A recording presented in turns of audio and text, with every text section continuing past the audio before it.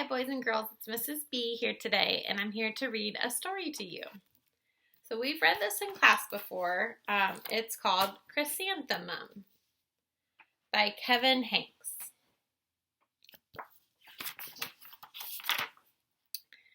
The day she was born was the happiest day in her parents' lives. She's perfect, said her mother. Absolutely, said her father, and she was. She was absolutely perfect. Her name must be everything she is, said her mother. Her name must be absolutely perfect, said her father, and it was Chrysanthemum. Her parents named her Chrysanthemum. Chrysanthemum grew and grew and grew, and she was old enough to appreciate it. Chrysanthemum loved her name. So like we showed the students, we have our happy Chrysanthemum. She's happy about her name. She loved the way it sounded when her mother woke her up. She loved the way it sounded when her father called her for dinner. And she loved the way it sounded when she whispered it to herself in the bathroom mirror. Chrysanthemum, chrysanthemum, chrysanthemum. Chrysanthemum loved the way her name looked when it was written with ink on an envelope. She loved the way it looked when it was written with icing on her birthday cake. And she loved the way it looked when she wrote it herself with her fat orange crayon. Chrysanthemum, chrysanthemum, chrysanthemum.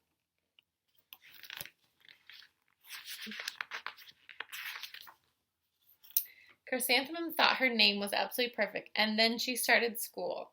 On the first day, Chrysanthemum wore her sunniest dress and her brightest smile. She ran all the way. Hooray, said Chrysanthemum, school! Okay, so she's still feeling very happy right now. But when Mrs. Chudd took roll call, everyone giggled upon hearing Chrysanthemum's name.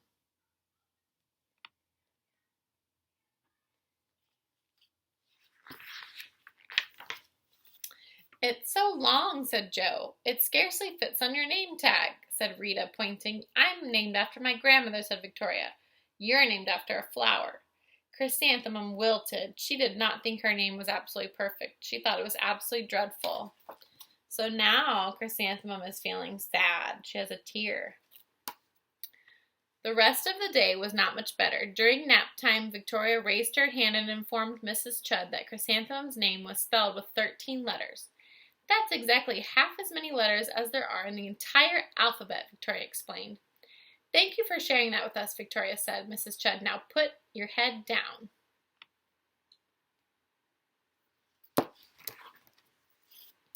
If I had a name like yours, I'd change it, Victoria said, as the students lined up to go home.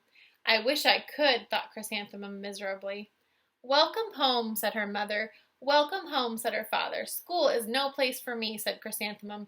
My name is too long. It scarcely fits on my name tag, and I'm named after a flower. Oh, pish, said her mother. Your name is beautiful, and precious, and priceless, and fascinating, and winsome, said her father.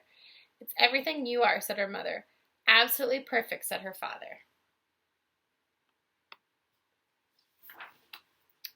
Chrysanthemum felt much better after her favorite dinner, macaroni and cheese with ketchup, and an evening filled with hugs and kisses and parcheesi. That night, Chrysanthemum dreamed that her name was Jane. It was an extremely pleasant dream. The next morning, Chrysanthemum wore her most comfortable jumper. She walked to school as slowly as she could. She dragged her feet in the dirt. Chrysanthemum, chrysanthemum, chrysanthemum, she wrote. She even looks like a flower, said Victoria as Chrysanthemum entered the playground. Let's pick her, said Rita, pointing. Let's smell her, said Joe. Chrysanthemum wilted. She did not think her name was absolutely perfect. She thought it was absolutely dreadful. So she's still sad. The rest of the day was not much better. During nap time, Victoria raised her hand and said, A chrysanthemum is a flower. It lives in a garden with worms and other dirty things. Thank you for sharing that with us, Victoria, said Mrs. Chudd. Now put your head down. I just cannot believe your name, Victoria said as the students lined up to go home. Neither can I, thought Chrysanthemum miserably. Welcome home, welcome home. Welcome home, said her mother. Welcome home, said her father. School is no place for me, said Chrysanthemum. They said I even looked like a flower. They pretended to pick me and smell me. Oh, pish, said her mother. They're just jealous, and envious, and begrudging, and discontented, and jaundiced, said her father. Who wouldn't be jealous of a name like yours, said her mother. After all, it's absolutely perfect, said her father. Chrysanthemum felt a trifle better after her favorite dessert, chocolate cake with buttercream frosting, and another evening filled with hugs and kisses and parcheesi.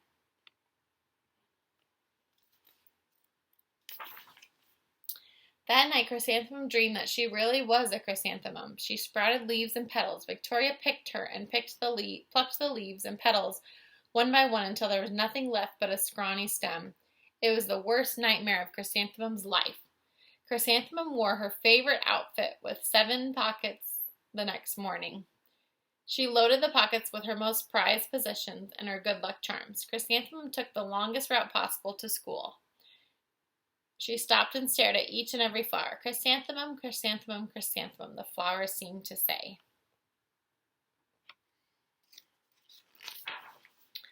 That morning, the students were introduced to Mrs. Twinkle, the music teacher.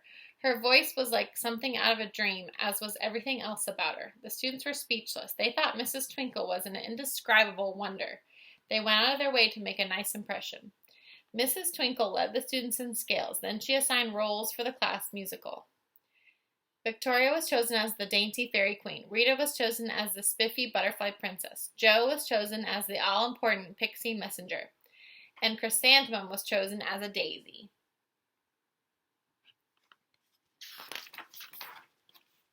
Chrysanthemum's a daisy! Chrysanthemum's a daisy! Jo, Rita, and Victoria chanting, thinking it was wildly funny.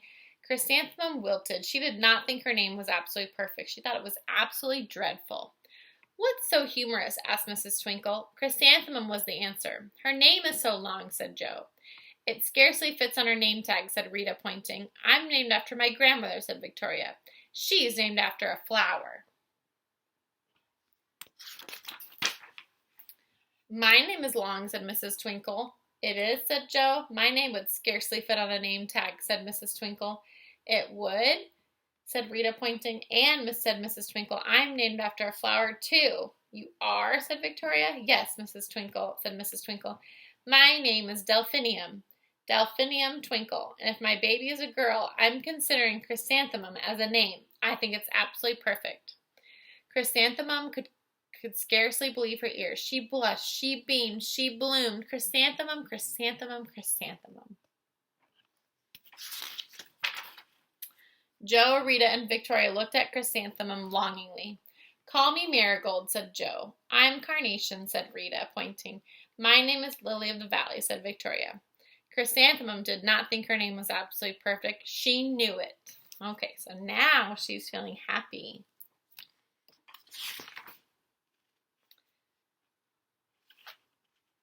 All right. Overall, the class musical was a huge success. Chrysanthemum was absolutely perfect as a daisy. Victoria made the only mistake. She completely forgot her lines as the dainty fairy queen. Chrysanthemum thought it was wildly funny and she giggled throughout the entire dance of the flowers. Eventually, Mrs. Twinkle gave birth to a healthy baby girl, and of course, she named her Chrysanthemum. All right, boys and girls, the end. Thank you for listening to the story. Bye.